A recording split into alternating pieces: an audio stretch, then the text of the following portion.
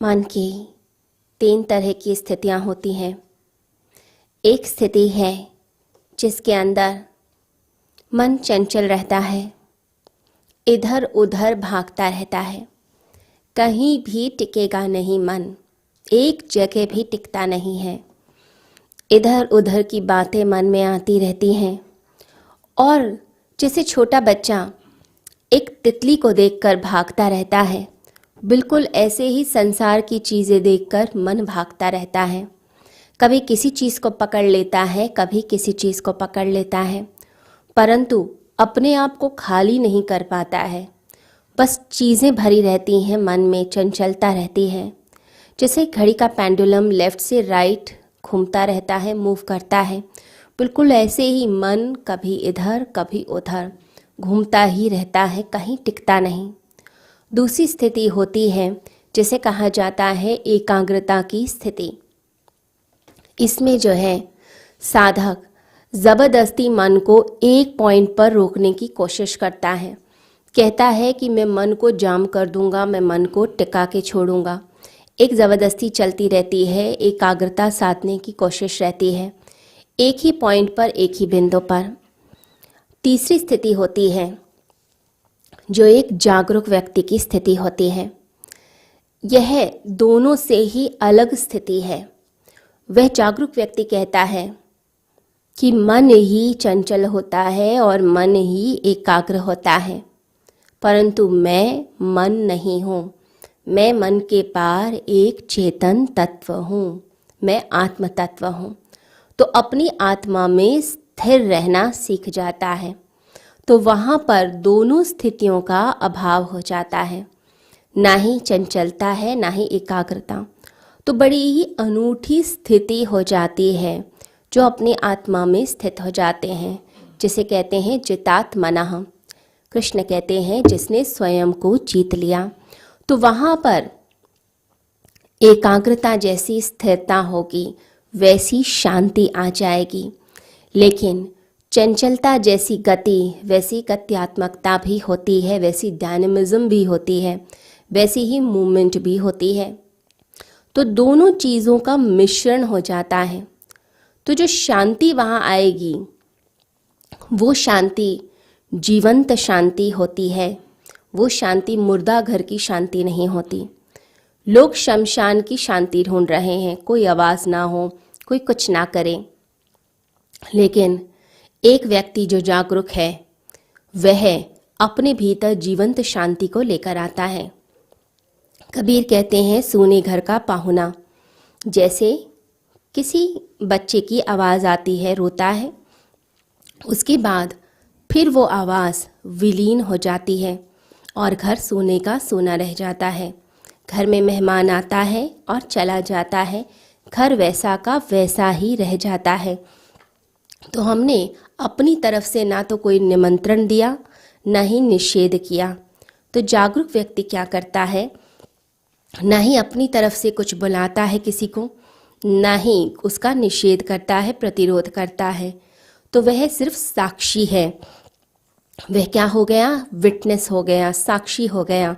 तो चीज़ें आती और जाती रहती हैं, लेकिन वो कैसा है, वो अंदर से शून्य है, वो अंदर से बिल्कुल खाली है। तो ये जो स्थिति होती है यह होती है भीतर के ठहराव की स्थिति। तो एक ठहराव, एक शांति हमारे भीतर आ जाती है। अब वो जो शांति है, वो जो शांति होती है, वो शांति मुर्दा शांति नहीं, जीवंत शांति है। तो एक अनूठा मिश्रण आ जाता है।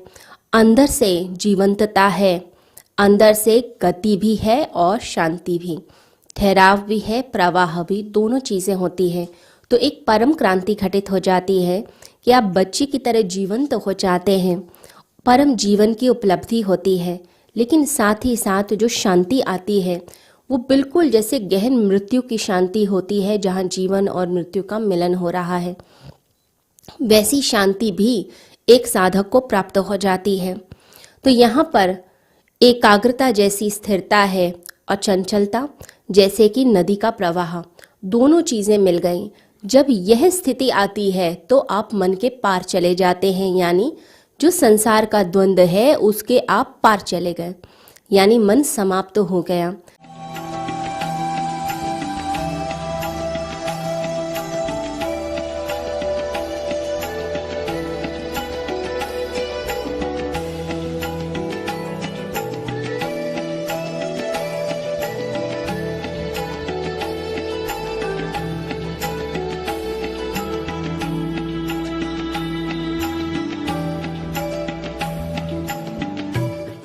ओम श्री परमात्मने नमः।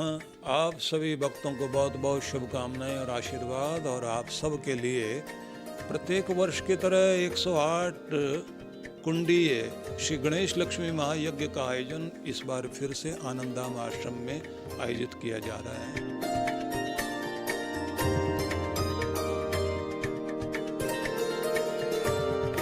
वर्षों से यहाँ साधनाएं, जप तप, मंत्र पाठ, यज्ञ, आहुति, अर्चन, वंदन का कार्यक्रम चलता ही रहता है।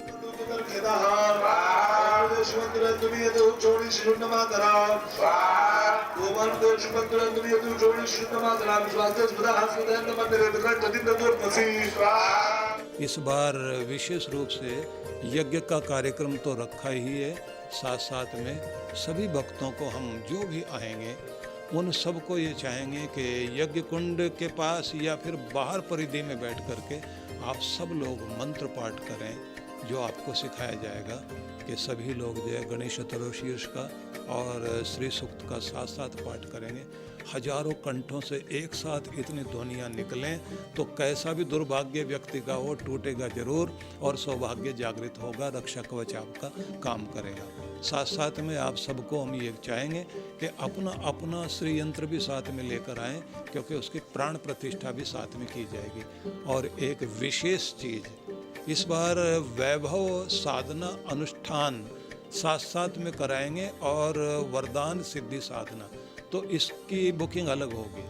तो ये दोनों चीज़ें आप यज्ञ में भी भाग लें और साधना में भी भाग लें। साथ साथ में एक मज़े की बात ये रहेगी कि सुबह जैसे यज्ञ चल रहा है तो शाम को अनुष्ठान वाले कार्यक्रम और कुछ अलग तरह की चीज़ें भी इस बार होंगी जो बहुत आकर्षक होंगी और आपको जो है बहुत आनंद उसका आएगा।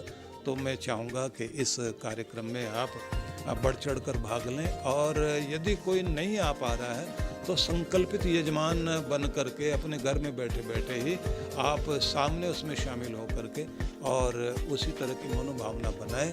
आपकी भाव तरंगें भी आपका कल्याण करेंगी। आप सबके लिए मेरी बहुत बहुत मंगल कामनाएं। 6 अक्टूबर से 9 अक्टूबर का दिन आप बुक कर लीजिए और आनंदधाम आश्रम में पधारिए। मैं आपकी प्रतीक्षा